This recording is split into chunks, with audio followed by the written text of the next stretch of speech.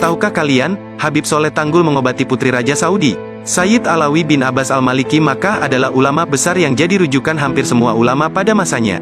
Beliau juga salah satu penasehat Raja Saudi. Saat itu, Raja memiliki anak cacat sejak lahir. Anak itu tidak punya lubang dubur, karena lubang duburnya ada di pinggang.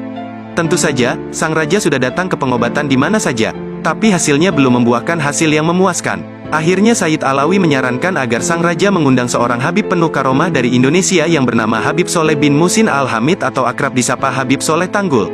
Sang Raja akhirnya mengirimkan utusan untuk meminta Habib Soleh Tanggul berkenan datang ke Arab Saudi. Habib Soleh akhirnya bersedia dan berangkat bersama utusan sang Raja. Sang Raja sudah menyiapkan jamuan istimewa kepada tamunya yang dikenal keramat ini. Sebelum bertemu langsung dengan Raja, Habib Soleh ngobrol santai terlebih dulu dengan Sayyid Alawi, baru kemudian menghadap sang Raja. Anak sang saja sudah duduk di kursi kebesarannya. Disamperin itu anak itu kemudian ditepuk-tepuk belakangnya sambil berkata, "Back hair ente, insya Allah back hair." Setelah mengucapkan itu, Habib Soleh berkata kepada Sayyid Alawi Al-Maliki, "Ayo Habib, kita pergi dari sini, ana pingin ke tempat antum saja."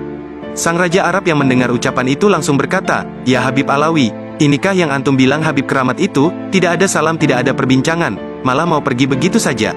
Sayyid Alawi tetap bersikap santai dan tenang saja. Selang beberapa saat, anak raja yang duduk di kursi tadi berteriak, "Allahu Akbar, Allahu Akbar." Lubang yang ada di pinggang ketutup berubah ke belakang sebagaimana manusia normal lainnya. "Oh iya, tadi belakang saya ditepuk-tepuk sama Habib Soleh." Akhirnya sang raja menawarkan satu peti berisi emas kepada Habib Soleh. "Simpan saja emasmu, ana lebih kaya dari ente. Kalau perlu ana yang kasih ente," jawab Habib Soleh. "Ya Habib Soleh, ana punya anak perempuan. Kalau mau putri ana, akan saya nikahkan denganmu lalu antum aku beri jabatan tinggi di sini," kata sang raja.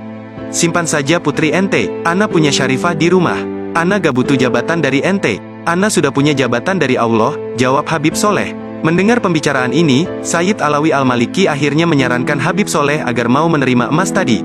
"Ya Habib Soleh, kita di Hadramaut punya saudara-saudara yang susah.